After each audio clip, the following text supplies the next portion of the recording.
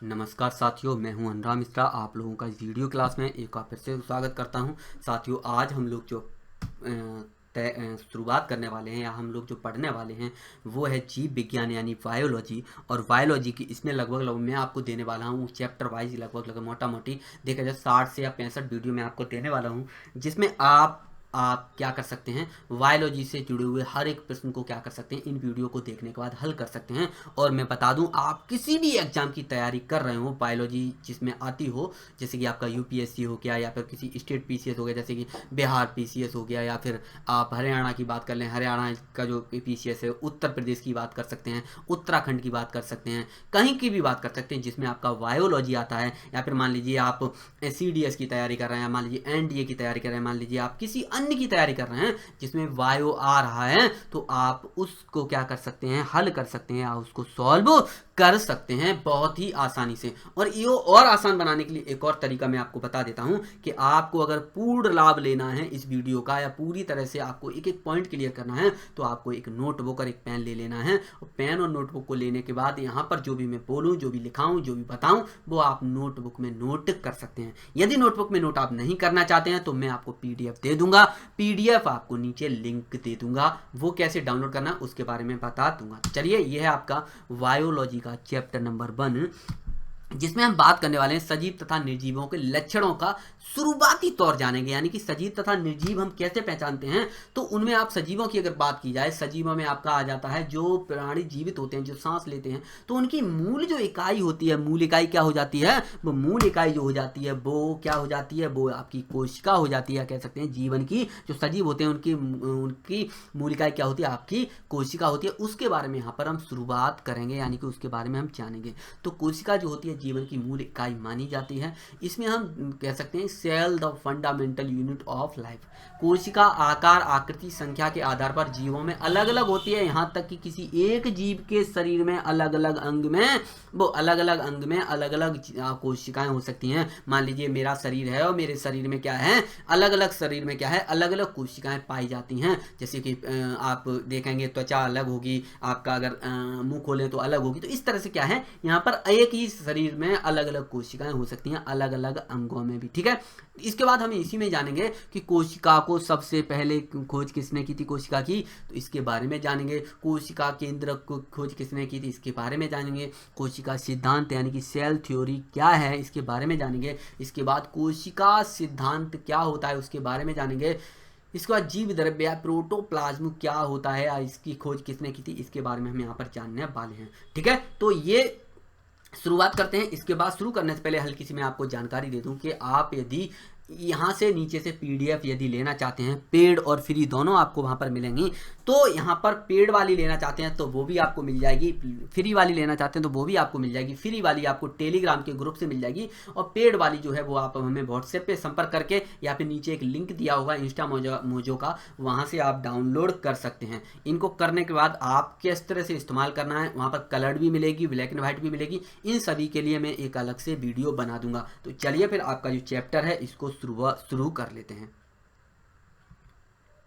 जो सबसे पहला टॉपिक देखते हैं वो है सजीव और निर्जीव, यानी कि लिविंग एंड नॉन लिविंग के बारे में। ठीक है, आइए देखते हैं सजीव और सजीव और निर्जीव। सजीवों के लक्षण देख लेते हैं। सजीव जो होते हैं यानी कि जो जिंदा व्यक्ति होते हैं या जिनमें जीवन होता है, वो उनके लक्षण क्या क्या होते हैं, आइए देख लेते हैं। सभी सजीवों तथा निर्जीवों में लगभग एक ही तरह के रासायनिक तत्व पाए जाते हैं। फिर से मैं बोल देता हूँ, जो निर्जीव होते हैं उनमें भी वही रासायनिक तत्व हैं, और जो सजीव होते हैं उनमें भी रासायनिक तत्व वही होते हैं। अब भैया कैसे, अब मान लीजिए चीनी है, चीनी आपने चम्मच से उठाई और खा ली, भैया वो क्या है, वो निर्जीव है ना, लेकिन उसमें क्या है, ग्लूकोज होता है। समझ में क्या, बगल में कोई कोयला है, कोयला है ना, क्या है उसमें, कार्बन की मात्रा है। तो शरीर में कार्बन होता है, तो क्या हो गया, वो क्या हो गया, सजीव हो गया क्या, नहीं हो गया।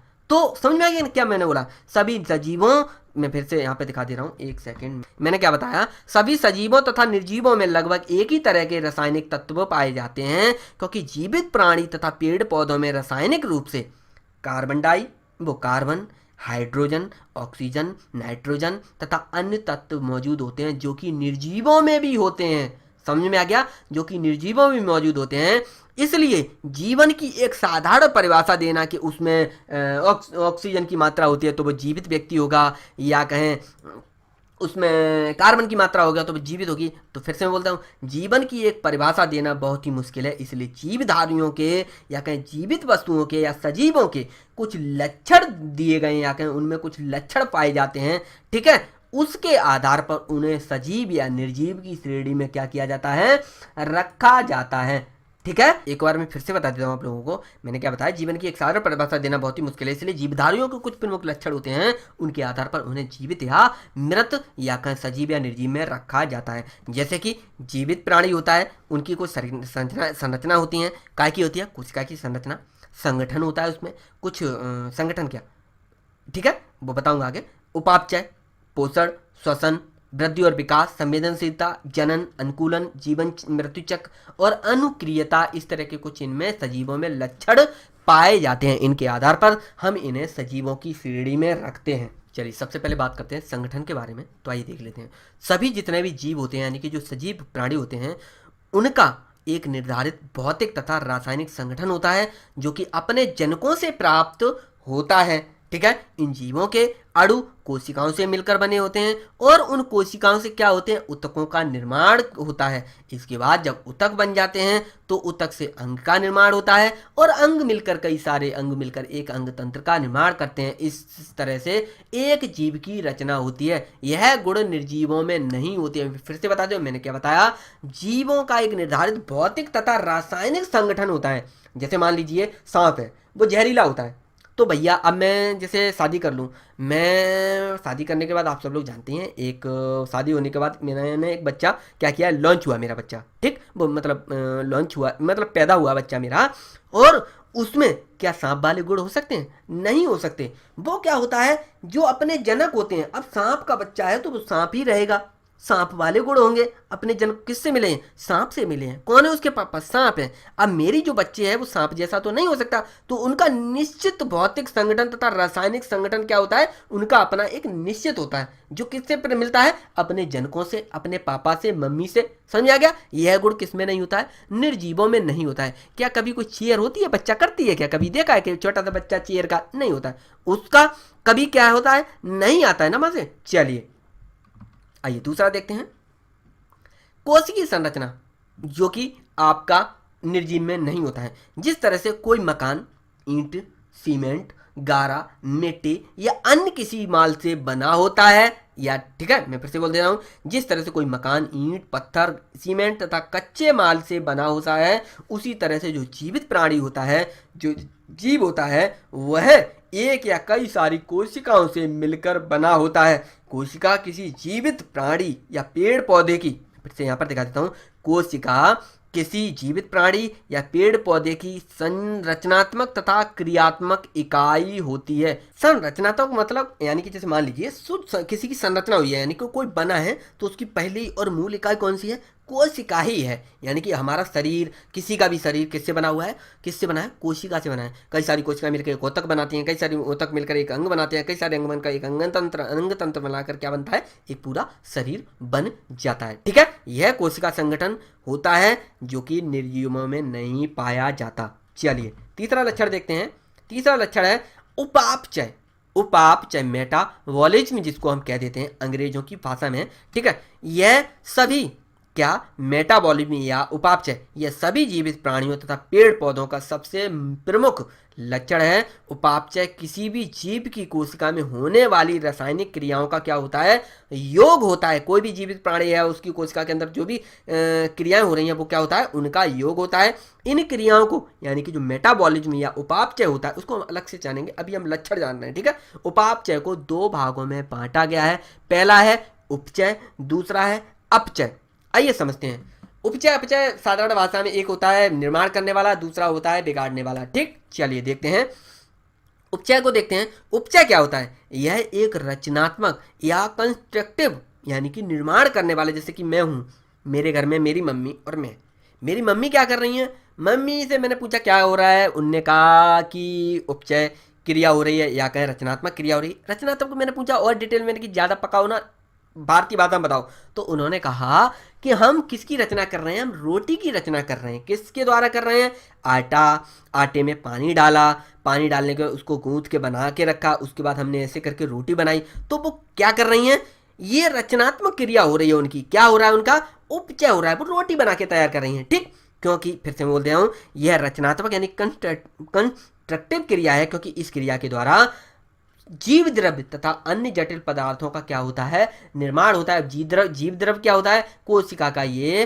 प्रमुख भाग होता है, जिसको हम कोशिकांग पढ़ेंगे तब जानेंगे। फिर से बोल देता हूँ, ये रचनात्मक क्रिया है, क्योंकि इस क्रिया के द्वारा जीव द्रव्य तथा अन्य जटिल पदार्थों का निर्माण हो रहा है। रचनात्मक मतलब निर्माण करना है, रचना करना किसी का भी। ठीक, जैसे कि आप लोग जानते हैं कि जो हरे पौधे होते हैं वह क्या करते हैं, प्रकाश संश्लेषण के द्वारा अपना भोजन बनाते हैं। उसमें क्या करते हैं, पौधे अपना खाना जल, कार्बन डाइऑक्साइड तथा कुछ अन्य खनिजों के रूप में लेकर उसे सूर्य के प्रकाश में जब वो आते हैं तो सूर्य के प्रकाश में प्रकाश संश्लेषण की क्रिया के दौरान वह कार्बोहाइड्रेट में क्या करते हैं, संश्लेषित करते हैं या परिवर्तित करते हैं और उसको इकट्ठा करके रखते हैं। किस तरह से, मेरी मम्मी की तरह उन्होंने आटा मिलाया, पानी मिलाया, इस तरह से उसको बनाया और रोटी बना के तैयार कर ली। इसी तरह से क्या होता है, प्रकाश संश्लेषण की क्रिया के द्वारा क्या किया इन्होंने, अपना जल लिया। यहाँ पर आप देख सकते हैं, यहाँ पर जो जड़ है उनमें जल, मिनरल्स, ठीक, उसके बाद आपका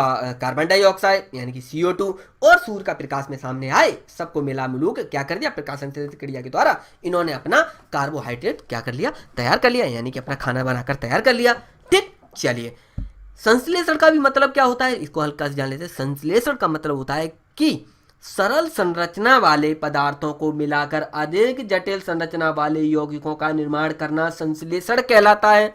फिर से मैं बता देता हूँ, मेरी मम्मी ने क्या किया, पानी लिया, आटा लिया, दोनों चीज़ अलग अलग है ना, कम समझे। आटा सब जानते हैं गेहूं से बना, पानी तो पूरी दुनिया जानती है। दोनों को मिलाया, क्या है ये दोनों कम जटिल है ना, दोनों को मिला के रोटी बना दी, जटिल हो गया। ठीक, फिर थोड़ी देर बाद भूख लगी, मैंने कि मम्मी आज रोटी नहीं खानी है, मैंने कि खानी है भाई। उनने बताया कि बेटा ऐसा है, रोटी नहीं खिचड़ी बनवाता है। खिचड़ी बनाई, उन्होंने क्या किया, चावल डाले, दाल डाली, उसमें आलू डाले और भी 2-3 चीज़ें डाल दी, गोभी वगैरह वगैरह, मसाले वगैरह और भी कई सारी डाल डूल के, तेल डाला, गैस जलाई, इन सारी चीज़ों को, सरल चीज़ों को मिलाकर क्या कर दिया, एक जटिल कर दिया।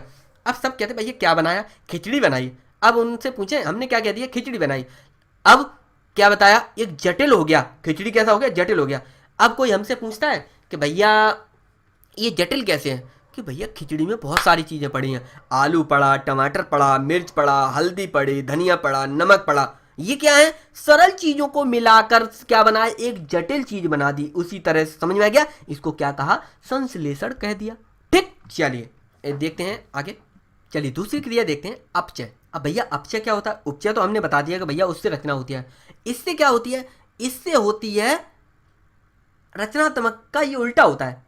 उपचय में क्या होता है, रचना की जाती है, उससे जो माल तैयार होता है वो अन्य लोगों को मिलता है। यानी कि मेरी मम्मी ने रचना की, जो तैयार हुई खिचड़ी वो अन्य लोगों को मिली। अब जब मैंने खिचड़ी खा ली, जब खिचड़ी खाई तो अब मैं दूसरा काम करूंगा। यानी कि इसी तरह से मैंने क्या बताया, उपचय, जो उपचय क्रिया हुई उससे क्या हुआ, जीव द्रव्य और अन्य चीजें उससे बनी। अब जीव द्रव्य से क्या हुआ, जो कोशिका की अन्य क्रियाएं थी वो जीव द्रव्य के द्वारा वो अन्य क्रियाएं होती रहेंगी। समझ में आ गया, क्या था, रचनात्मक। अब समझते हैं अपचय। सॉरी, रचनात्मक का उल्टा होता है, यानी यह नाशात्मक क्रिया होती है, क्योंकि इस क्रिया के दौरान जटिल पदार्थ या पोषक तत्व क्या होते हैं, वो टूटते हैं। यानी कि मेरी मम्मी ने खिचड़ी बनाई, अब मैं क्या कर रहा हूँ, जटिल पदार्थ को क्या कर रहा हूँ, मैं तोड़ रहा हूँ। मैंने उठाया और चम्मच से खाया, पेट में गया, जटिल क्या हुआ, वो टूट गया। पेट में जानते ही कितनी तरह की मशीनें लगी हैं, उसको तोड़ ताड़ के उसमें से मैंने क्या किया, क्रिया करके ऊर्जा प्राप्त कर ली। नहीं समझ में आया, मेरी मम्मी क्या कर रही हैं, अब अपचय का कार्य, यानी कि जटिल पदार्थों, वो सरल पदार्थों को जटिल में बनाकर ये खिचड़ी तैयार कर ली। खिचड़ी तैयार करने के बाद उसको मैं अपचय क्रिया के द्वारा यानी कि पेट में डालकर उसको क्या करूंगा, मैं खाऊंगा पीऊंगा और उससे क्या करूंगा, जब वो टूटेगी तो क्या होगी, ऊर्जा प्राप्त होगी।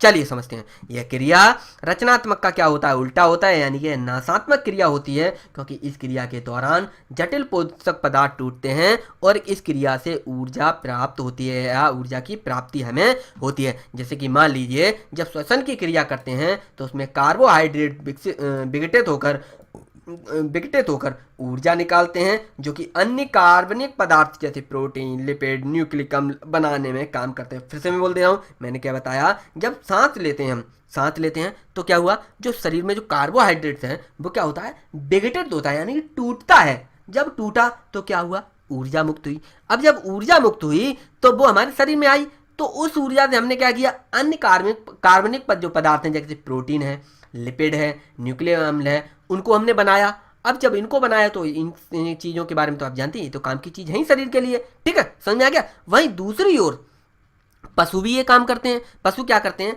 पशु हैं, जीवाणु हैं, कवक हैं और ईटीसी में आप जो चाहें वो लगा सकते हैं। अपना भोजन भी कार्बनिक पदार्थों से ही प्राप्त करते हैं, लेकिन यह क्रिया निर्जीवों में नहीं होती है। क्या कभी सुना है निर्जीवों ने खिचड़ी बनाई हो और आपको न्योता आया हो कि भाई साहब ईंट प्रसाद चतुर्वेदी यानी कि जो बगल में रहते हैं वो निर्जीव हैं, उनके यहाँ से न्योता आया है यानी कि दावत आई है? नहीं, ये निर्जीव में नहीं होता है।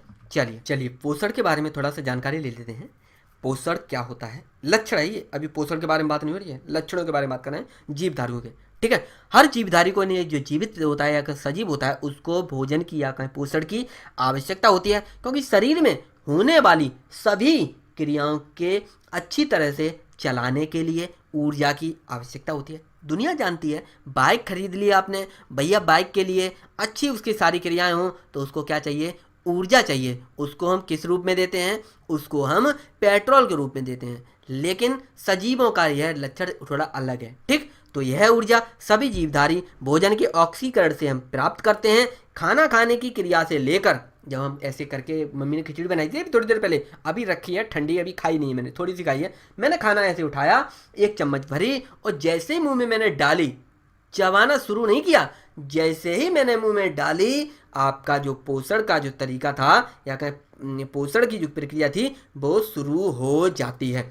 जैसे मैंने डाला, उसको चबाया, चबाते चबाते थोड़ा सा हमने उसको निगलने के बाद हमने उसको पेट में डाला, पेट में पहुंचा, पेट में जाके वो गड्ढबड्ढ होने लगा, यानी कि वो अपना जो भी क्रियाएं थी वो होने लगी। यानी कि मुंह में डालते ही, भोजन को मुंह में डालते ही और पाचन क्रिया तक की क्रिया को हम क्या कहते हैं, पूरी प्रक्रिया को क्या कहते हैं, पोषण कहते हैं। समझ में आ गया, जिसको हम पोषण में जानेंगे, ठीक। चलिए श्वसन के बारे में बात कर लेते हैं। श्वसन एक लक्षण के बारे में बात हो रहा है, ठीक। तो श्वसन क्या होता है, श्वसन एक अपचयी या कैटाबॉलिज्म क्रिया है। यह सभी जीव जंतुओं के लिए सबसे प्रमुख क्रियाओं में से एक है। इसके तहत सभी जीव जो होते हैं, इसके तहत सभी जीव ऑक्सीजन लेते हैं, जिससे वे भोजन का क्या करते हैं, ऑक्सीकरण करते हैं। इससे CO2 तथा H2O और ऊर्जा उत्पन्न होती है। जैसे कि आप लोगों को कई बार बता भी चुका हूँ कि जब ऑक्सीजन लिया हमने, अंदर पहुँचा तो उससे क्या क्या बना, ऊर्जा बनी, और बाहर हमने क्या छोड़ा, बाहर हमने CO2 छोड़ी। और जब हम सांस लेते हैं ना तो कुछ जल की बूंदें बाहर आती हैं, महसूस करेंगे, ऐसे करें ना आप तो आपको महसूस होगा कि पानी की कुछ बूंदें या भाप सी आपके शीशे पे अगर करते हैं, या सर्दियों में आपने देखा होगा ऐसे करते हैं ना, तो आपको महसूस होगा, ठीक। फिर से मैं बोल दे रहा हूँ कि श्वसन एक अपचयी या कैटाबॉलिज्म क्रिया है, सभी जीवों के लिए एक महत्वपूर्ण क्रियाओं में से एक है। इसके तहत मैंने क्या बताया, इसके तहत एक सेकंड, हाँ मैंने क्या बताया, इसके तहत सभी जीव ऑक्सीजन लेते हैं, जिससे वे ऑक्सीजन का ऑक्सीकरण करते हैं। इससे CO2 यानी कि कार्बन डाइऑक्साइड, H2O यानी कि जल और ऊर्जा उत्पन्न होती है। भोजन के ऑक्सीकरण से उत्पन्न ऊर्जा ATP के रूप में इकट्ठी होती है। किसके रूप में, ATP के रूप में इकट्ठी होती है, जिसको हम बाद में आगे जानेंगे। चलिए नेक्स्ट देखते हैं, वृद्धि तथा विकास या वृद्धि और परिवर्धन, या इसको हम कहते हैं ग्रोथ एंड डेवलपमेंट। तो ये क्या होता है, एक सजीवों का प्रमुख लक्षण होता है जो कि निर्जीवों में नहीं पाया जाता है। आइए समझते हैं। प्रत्येक जीव के जीवन की शुरुआत एक कोशिका या एक युग्मजन या जायोट से होती है। इसके बाद इस कोशिका में क्या होता है, विभाजन होता है। विभाजन के बाद, विभाजित होने के बाद कई सारी कोशिकाएं मिलकर एक ऊतक बना देती है। फिर तो आप लोगों को कहानी बताइए किस तरह शरीर बन जाता है, और कई सारी कोशिकाएं मिलकर ये एक पूरा का पूरा प्रक्रिया करती हैं, ठीक। फिर से बता देता हूँ कि मैंने क्या बताया कि प्रत्येक जीव की जीवन की शुरुआत एक कोशिका या युग्मजन या जायोट से होती है। इसके बाद इस कोशिका के विभाजन के बाद तथा इन विभाजित कोशिकाओं से अनेक कोशिकाएं बनती हैं और उससे पूरा एक शरीर बन जाता है, जिसके कारण एक ऊतक बनता है, फिर एक अंग बनता है, फिर एक अंग तंत्र बन जाता है, ठीक। फिर एक पूरा शरीर बन जाता है। ठीक है, इसी को ही हम क्या कहते हैं, वृद्धि कहते हैं, जो कि जीवों में भी होती है, पेड़ पौधों में भी होती है, सभी सजीवों में होती है, लेकिन निर्जीवों में नहीं होती है। किस में नहीं होती है, निर्जीवों में नहीं होती है। समझ में आ गया? ठीक है, तो यह क्रिया निर्जीवों में नहीं होती। वैसे निर्जीवों में वृद्धि होती है, लेकिन वह वृद्धि बाहरी कारणों से होती है। जैसे कि मान लीजिए आप रेगिस्तान होते हैं, रेगिस्तान में जाएं तो यहाँ का मरुस्थल जिसको डिजर्ट कह देते हैं, तो वहाँ पे जाएंगे तो आप लोगों को कभी कभी देखेंगे, अगर जाते हैं वहाँ के रहने वाले अगर हैं तो वो आपको कभी कभी दिखेगा रेत रेत है ना, तो रेत में क्या है, कभी रेत कम हो रहा है, कभी ज़्यादा हो रहा है, यानी कभी कभी टीला बन जाता है, तो वो वृद्धि, वो चीज़ अलग है, वो बाहरी कारण से हो रहा है। ठीक, कोशिका का उसमें कोई लेना देना नहीं है। आइए समझते हैं आगे। नेक्स्ट बात करते हैं संवेदनशीलता, ये क्या होती है, आइए समझते हैं। सभी जीव वातावरण में होने वाले परिवर्तन के प्रति संवेदनशील हैं। साधारण भाषा में समझते हैं। मैं आप लोगों के सामने यहाँ पर बैठा हूँ, इसका कारण है गर्मी लगना। इस तरह से मैं एक ये टी शर्ट डाल के बैठता हूँ ना, इसका कारण है गर्मी लगना। क्योंकि जब मैं आप लोगों को बोलता हूँ तो मैं चाहता हूँ कि मैं यहाँ पे पढ़ाता हूँ तो सिर्फ पढ़ाई वाली बात हो, इधर उधर की फालतू की ना आए, न कूलर की, न किसी और की आवाज़, किसी और की आवाज़ नहीं आए। तो मैं क्या करता हूँ, कूलर वगैरह बंद कर देता हूँ, रूम एकदम बंद कर देता हूँ। तब लगती है गर्मी, तब जब गर्मी लगती है तो भैया क्या करना है, इसको केवल यही पहनता हूँ। इसका मतलब वातावरण में होने वाले परिवर्तन के प्रति क्या हो रहा है, संवेदनशील हो रहा है व्यक्ति। मैं महसूस कर रहा हूँ भैया गर्मी लग रही है, इसलिए अब शर्ट नहीं पहन सकता। ठीक है, इस परिवर्तन से अपने को बचाने के लिए, यानी कि जो गर्मी लगी मुझे, उस परिवर्तन को बचाने के लिए जरूरत के अनुसार अपने आप में या जीव अपने आप में परिवर्तन करने में क्या होता है, सक्षम होता है। फिर से बोल दे रहा हूं मैं, सभी जीव वातावरण में होने वाले परिवर्तन के प्रति क्या होते हैं, संवेदनशील होते हैं। इसी परिवर्तन से अपने आप को बचाने के लिए क्या करते हैं, वह जरूरत के अनुसार अपने अंदर या जो भी चीज होती है उसमें क्या करते हैं, परिवर्तन करने में सक्षम होते हैं। कौन, जो सजीव होते हैं। जैसे कि जब सर्दी आती है या गर्मी होती है तो उसको महसूस करते हैं, तो क्या करते हैं, सर्दी आई तो गर्म कपड़े पहन लिए, गर्मी आई तो टी शर्ट में बैठा हूँ। समझ में आ गया ना? वहीं दूसरी तरफ क्या होता है, जैसे कि आप लोगों ने कभी कभी देखा हो, कभी कभी क्या होता है, आप जैसे कहीं पर जा रहे हैं और एकदम पैर में कांटा चुभ गया। कांटा जब चुभ गया तो आपने एकदम चुभन महसूस की और ध्यान रखा कि हम उसको उस जगह पैर नहीं रखना है, ये महसूस हुआ, संवेदनशीलता। ठीक है, चलिए नेक्स्ट देखते हैं, अनुकूलन। ये जो संवेदनशीलता होती है ये किस में नहीं होती है, सजीवों में नहीं होती है। ये जैसे मान लीजिए फ़ोन है, इसको हरामखोर को मैं फेंक दूँ, ये मेरे पास, मैं इसे उठा लाऊंगा, ये मुझसे ये नहीं कहेगा कि भाई साहब तुम फेंकते हो, हमारी तुम्हारी बन नहीं पा रही है, हम जा रहे हैं किसी और ग्राहक के पास, नहीं कहेगा। हम इसको फोड़ दें, कुचल दें, कुछ भी करें, ये हमारा पालतू रहेगा, हमेशा रहेगा, क्योंकि ये निर्जीव है। समझ में आ गया ना? चलिए, ये निर्जीवों में गुण नहीं होता। नेक्स्ट है अनुकूलन, एडेप्टेशन। क्या होता है, जीवों में बाहरी वातावरण के अनुसार अपने शरीर की रचना को और स्वभाव को बदलने की क्षमता होती है। मैं फिर से बोल दे रहा हूँ, जीवों में बाहरी वातावरण के अनुसार अपने शरीर को की रचना और स्वभाव में बदलने की क्षमता होती है। जैसे कि पानी में मछली जो होती हैं, पानी में मछलियों का अनुकूलन होता है, उसके हिसाब से उन्होंने अपने आप को ढाल लिया है। उनके गिल्स हैं, यानी कि जो क्लोम है, या हम उसको कहते हैं दरारें हैं, उससे वो सांस लेती हैं, हम लोग नहीं ले सकते। ठीक है, मेढक क्या होता है, पानी में भी रह पाता है और आपका ज़मीन पर भी रह पाता है। उसने इन दोनों के लिए अपने आप को अनुकूलन किया है, इन दोनों आप के लिए अनुकूलन कर रखा है उसने। ठीक, इसके बाद जैसे आपका ये हाथी है, सॉरी हाथी नहीं है, ये ऊँट है। ऊँट क्या है, रेगिस्तान का जहाज कहा जाता है। अब जहाज के लिए मतलब ये थोड़ी ना इसके पीछे पंख लगे हुए ये उड़ता है।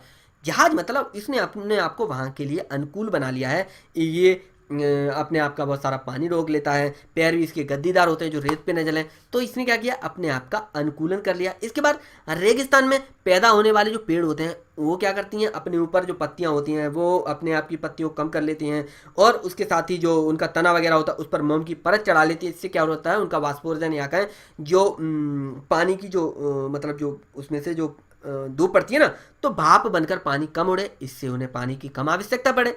समझा? वहीं दूसरी तरफ क्या होता है, कभी कभी जैसे ठंडे क्षेत्र के जीव हैं, जैसे कि आपका पेंगुइन हो गई, आपका जो भालू दिख रहे हैं, ये दोनों ठीक है। तो इस तरह ठंडी जगह पर पाए जाने वाले जो जंतु होते हैं उनके ऊपर क्या होती है, मोटी परत वो अपने ऊपर जमा लेते हैं, या उनके ऊपर मोटी परत होती है। तो ये अनुकूलन होता है, ये निर्जीवों में नहीं होता है।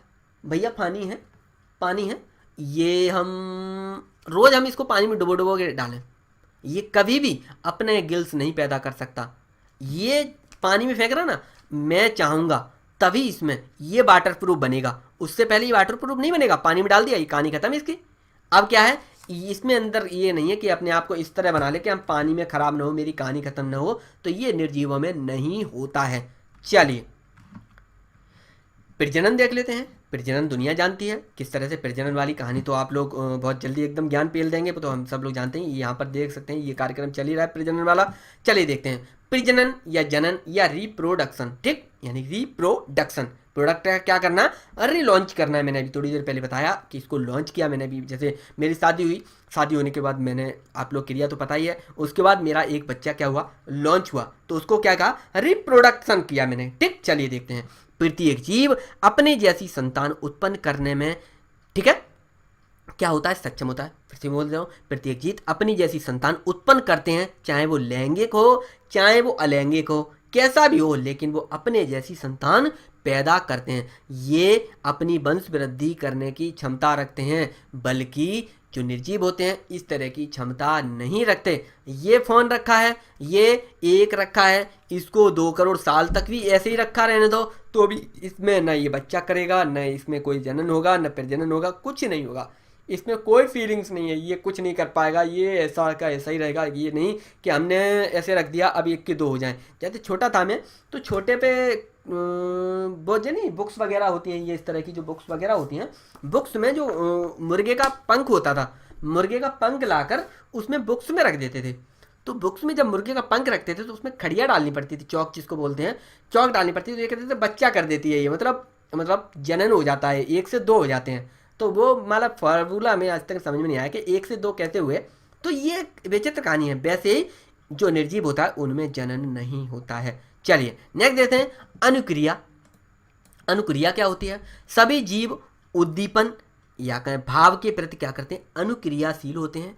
जैसे कुत्ता है, अपने मालिक को देखकर क्या करता है, पूंछ हिलाता है। अब वो क्यों कर रहा है, क्योंकि इसे अच्छा लग रहा है। क्यों, हमने कहा और टॉमी तुम्हारे क्या हाल हैं, तो उन्होंने कहा बहुत अच्छे हैं। अब उन्होंने हमें बताया कैसे, उन्होंने अपनी जो पूंछ है ना उससे हमें बताया, जिस तरह की पूंछ, उसमें एक अलग से पढ़ाई होती है, कुत्ते की पूंछ हिलती है तो वो क्या कहती है, वो अलग से एक बुक है, उसको पढ़ लेना। अभी मैं हल्की सी बात बता दूँ, जो पूंछ हिली उसने क्या कहा कि मालिक मैं बहुत खुश हूँ, इस तरह से उसने पूरी जानकारी आपको दे दी। तो क्या किया मैंने, जो उससे अपना भाव था वो दिया। कल मैं आप लोगों के लिए वीडियो डालूं, बहुत सारे वीडियो डालूं। मैं आप लोगों का सोचता हूं हमेशा बेड़ा पार हो, खुश रहें, मस्त रहें। नीचे एक हरामखोर क्या करता है, कमेंट करता है।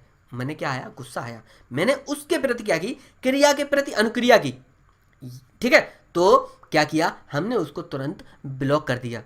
ऐसा ही करता हूँ मैं हमेशा, हमेशा क्या कर दिया, ब्लॉक कर दिया। हमेशा कहता हूँ अगर किसी को इतना भी मिल रहा है तो वो ले लो, मुंह न चलाओ, खुश रहो, मस्त रहो, क्योंकि फ्री का चंदन घिस मेरे नंदन वाली कहानी है ना, तो फ्री में मिल रहा है तो लो, ठीक। इसी तरह से कहानी होती है, बस प्रेम बांटते रहें, हम एक दूसरे को प्रेम देंगे। मैं हमेशा कहता हूँ भाई मान लें, टीचर न माने, क्योंकि उससे अलग प्रेम आता है, ठीक है, भाई वाला।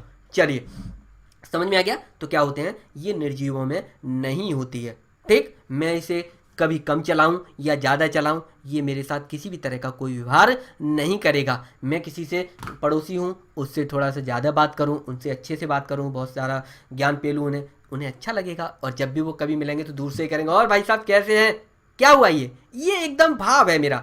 उन्होंने किया, क्यों, हमारा उनसे बहुत अच्छा प्रेम है, बहुत अच्छे तरह मानते हैं। वैसे ही पड़ोस में क्या होता है, कोई कुछ कर रहा है तो उसके प्रति क्या करते हैं, भाव होता है। ये निर्जीवों में नहीं होता है। तो साथियों ये हो गया आपके सजीवों के लक्षणों के बारे में, ठीक है। तो साथियों उम्मीद करता हूँ आपको ये जो चैप्टर नंबर 1 है, या कहें आपका ये जो शुरुआत का पहला वीडियो जो था, ये आपको पसंद आया होगा। उम्मीद करता हूँ आप नोट्स तैयार कर रहे होंगे, आप पूरा आनंद ले रहे होंगे। तो चलिए फिर अगली वीडियो मिलते हैं, तब तक के लिए नमस्कार, जय हिंद, वंदे मातरम।